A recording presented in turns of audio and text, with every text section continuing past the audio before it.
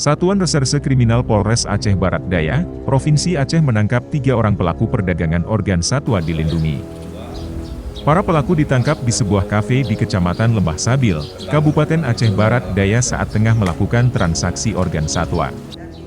Polisi juga mengamankan barang bukti berupa 1 set tulang harimau Sumatera dan 343 gram lebih sisik terenggiling serta 1 unit mobil minibus.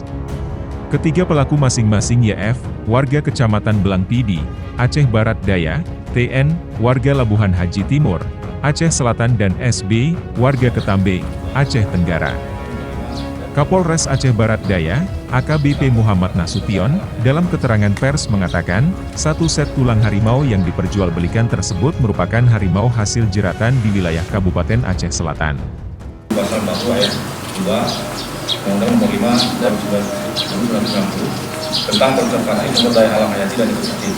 Ada ancaman hukuman itu. Berdasarkan hasil otopsi yang dilakukan pihak BKSDA Aceh, diketahui organ harimau tersebut terdiri dari tulang indukan dan anaknya yang diperkirakan berusia 1 bulan. Dari Aceh Barat Daya, Tim Liputan Aceh Video melaporkan.